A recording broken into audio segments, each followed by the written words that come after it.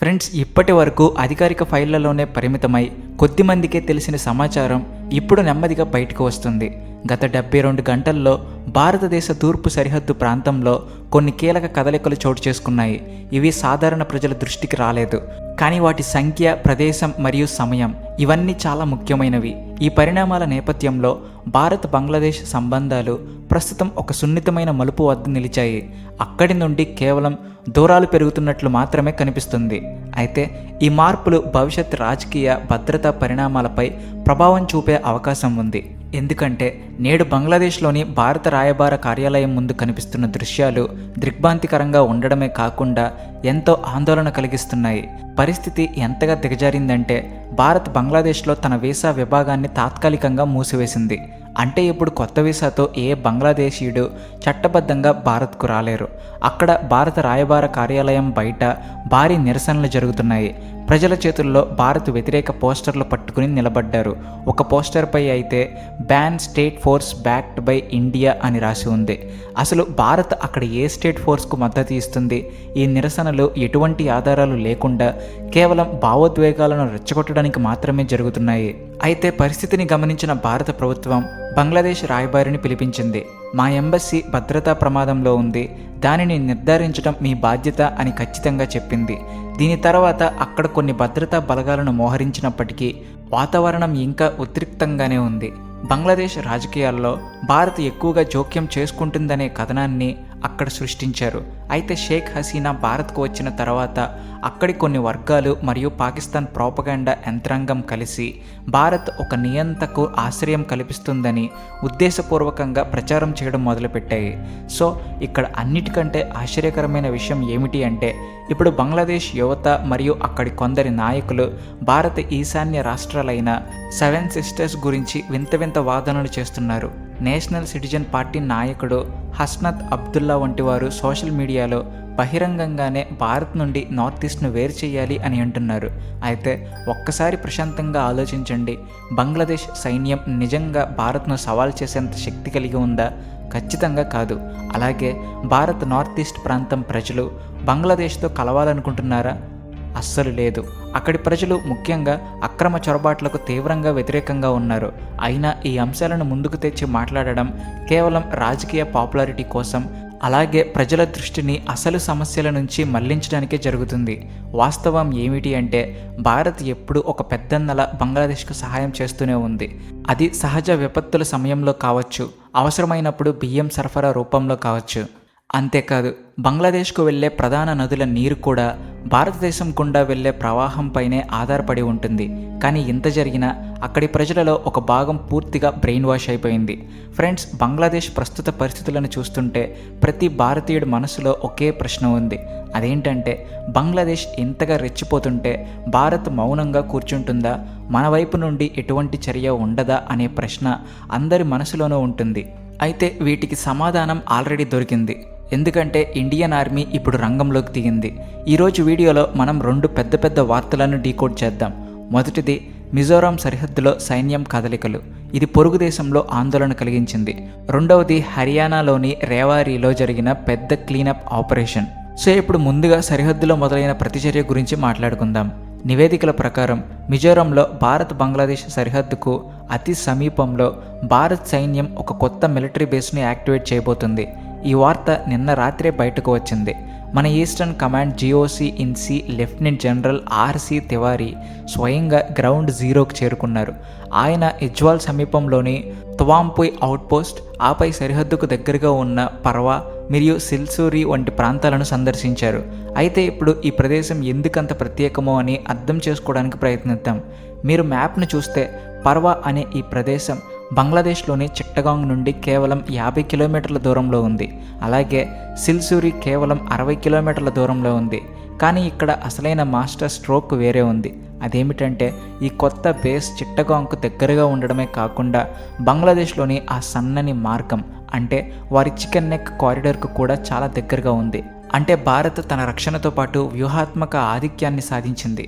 Army ప్రణాళికల ప్రకారం ఈ కొత్త బేస్ను నాగాలాండ్లోని 3 కోర్ స్పియర్ కోర్తో అనుసంధానిస్తున్నారు. ఇది మన సైన్యంలోని అత్యంత పాత మరియు శక్తివంతమైన యూనిట్లలో ఒకటి.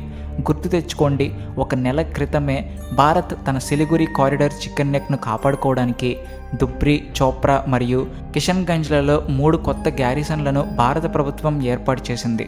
సో ఇప్పుడు మిజోరంలో ఈ 4వ బేస్ ద్వారా భారత్ బంగ్లాదేశ్ ఉత్తర మరియు దక్షిణ భాగాలపై తన డేగ కన్ను వేసింది. అంతేకాకుండా సరిహద్దులోని మన 50 అవుట్పోస్టులను ఇప్పుడు ఫ్యూచర్ రెడీ ఆపరేషనల్ హబ్లుగా మారుస్తున్నారు. అంటే ఇకపై చొరబాట్లకు లేదా ఎటువంటి దుశ్చర్యలకు అవకాశం ఉండదు. చర్య కేవలం సరిహద్దుల్లోనే కాదు, దేశం లోపల కూడా మొదలవుతుంది. హర్యానాలోని రేవారీ నుండి ఒక దిగ్భ్రాంతకరమైన వార్త వచ్చింది. నివేదికల ప్రకారం ఇక్కడ పోలీసులు ఒక పెద్ద ఆపరేషన్ నిర్వహించి 73 మంది అక్రమ బంగ్లాదేశీలను అదుపులోకి తీసుకున్నారు. వీరిలో 44 మందిపై ఎఫ్ఐఆర్ నమోదైనట్లు డిఎస్పీ రవీందర్ కుమార్ ధృవీకరించారు. ఇప్పుడు వీరిని తిరిగి పంపే ప్రక్రియ ప్రారంభమైంది. మొదట వీరిని హౌరాకు తీసుకెళ్లి అక్కడ బీఎస్ఎఫ్ ద్వారా సరిహద్దు దాటించి పంపిస్తారు. భారత్ ఇకపై తన భద్రత మరియు జనాభా గణాంకాల విషయంలో ఎటువంటి రాజీ పడబోదని ఇది స్పష్టమైన సందేశం. ఇక్కడ మరొక ఆసక్తికరమైన విషయం ఏమిటి అంటే మహమ్మద్ యూనస్ తాత్కాలిక ప్రభుత్వానికి అమెరికా పూర్తి మద్దతు లభిస్తుంది. 70% ప్రజలు యూనస్ పట్ల సంతోషంగా ఉన్నారని అమెరికన్ థింక్ ట్యాంకులు నివేదికలు ఇస్తున్నాయి. డొనాల్డ్ ట్రంప్ ఎన్నికల ముందు హిందువుల కోసం గొంతు ఎత్తుతానని చెప్పారు, కానీ ఇప్పుడు ఆయన కూడా మౌనంగా ఉన్నారు. వాస్తవం ఏమిటి అంటే బంగ్లాదేశ్ త్వరలో చైనా పాకిస్తాన్ గ్రూపింగ్లో భాగం కాబోతున్నట్లు కనిపిస్తుంది. ఏ దేశ ప్రభుత్వానికైనా తన ఆర్థిక వ్యవస్థను చక్కదిద్దడం చేతకానప్పుడు అది తరచుగా బాహ్య శత్రువును చూపి ప్రజల దృష్టిని మళ్లిస్తుంది. బంగ్లాదేశ్ విషయంలో కూడా ఇదే జరుగుతుంది. ఒకవైపు మిజోరంలో సైనిక మోహరింపు, మరోవైపు దేశం లోపల అక్రమ వలసదారులపై కఠిన చర్యలు. మన సరిహద్దులు మరియు అంతర్గత భద్రత విషయంలో మనం ఎంత సీరియస్గా ఉన్నామో భారత్ స్పష్టం చేసింది. మిత్రులారా, భారత్ ఇప్పుడు బంగ్లాదేశ్ను ఒక మిత్రుడిలా చూడడం మానేసింది. దౌత్యపరంగా నేటికి బ్రదర్లీ రిలేషన్స్ మరియు మిత్రత్వం వంటి పదాలను వాడుతున్నప్పటికీ జియోపాలిటిక్స్లో మాటల కంటే చర్యలే ముఖ్యం. క్షేత్రస్థాయిలో వాస్తవం ఏమిటి అంటే బంగ్లాదేశ్ ఇక ఎంత మాత్రం మిత్రదేశం కాదు. మరియు ఈ సత్యాన్ని గ్రహించిన భారత్ తన మాస్టర్ ప్లాన్ సిద్ధం చేసుకుంది. గత నెలలో సిలిగురి కారిడార్ రక్షణ కోసం 3 మిలిటరీ స్థావరాలను ఏర్పాటు చేశారు. లక్ష్యం స్పష్టంగా ఉంది: భద్రత మరియు అవసరమైతే బంగ్లాదేశ్కు వ్యతిరేకంగా అటాకింగ్ పొజిషన్ తీసుకోవడం. కానీ ఇప్పుడు మిజోరంలో 4వ మిలిటరీ బేస్ను నిర్మిస్తున్నారు. ఇది భారత్ తన దిగ్బంధనాన్ని పూర్తి చేస్తుందనడానికి నిదర్శనం. ఇప్పుడు మ్యాప్ను జాగ్రత్తగా చూడండి. కిషన్గంజ్, చోప్రా మరియు బామునీలో ఉన్న బేస్లు సిలిగురి కారిడార్కు రక్షణ కవచాల్లో పనిచేస్తాయి. కానీ మిజోరంలో నిర్మిస్తున్న 4వ బేస్ నేరుగా బంగ్లాదేశ్ యొక్క సున్నితమైన ప్రాంతం చిట్టగొంగ వైపు గురిపెట్టి ఉంది. త్రిపుర నుండి మనం ఇప్పటికే 24 గంటల్లో భారీ మోహరింపు చేయగలం.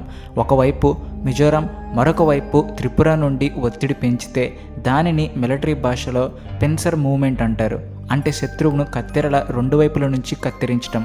దీని ద్వారా బంగ్లాదేశ్ యొక్క అతి ముఖ్యమైన చిట్టగాంగ్ నౌకాశ్రయాన్ని మిగిలిన దేశం నుండి కూడా వేరు చేయొచ్చు. కొందరు బంగ్లాదేశీలు సోషల్ మీడియాలో మా దగ్గర నదులు ఉన్నాయి, భారత్ ఇక్కడ యుద్ధం ఎలా చేస్తుంది అని అడుగుతున్నారు.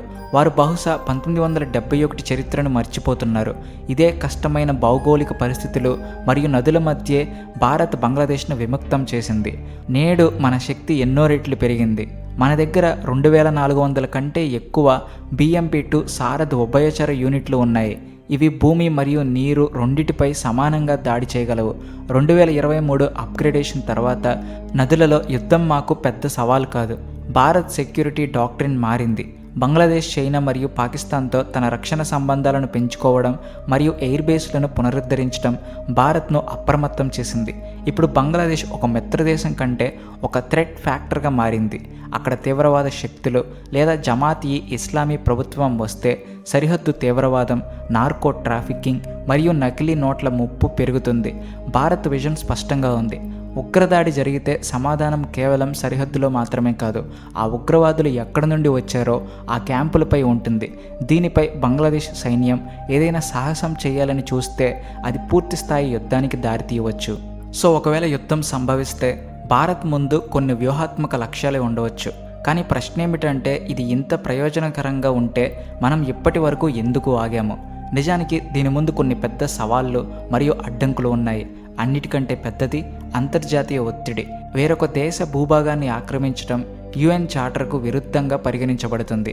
ఇది ఆర్థిక ఆంక్షలు మరియు దౌత్యపరమైన ఏకాకితనానికి దారితీయవచ్చు. రెండవ సమస్య జనాభా. ఈ ప్రాంతాల్లో జనాభా సాంద్రత చాలా ఎక్కువ మరియు వారిలో తీవ్రవాద ధోరణి ఉండడం ఆందోళనకరం. కోట్లాది మంది ప్రజలను నిర్వహించడం అనేది క్షేత్రస్థాయిలో చాలా క్లిష్టమైన పని. అలాగే భారత్కు తనదైన గొప్ప చరిత్ర ఉంది. మనం ఎప్పుడు పొరుగువారి భూమిని లాక్కోవాలని చూడలేదు.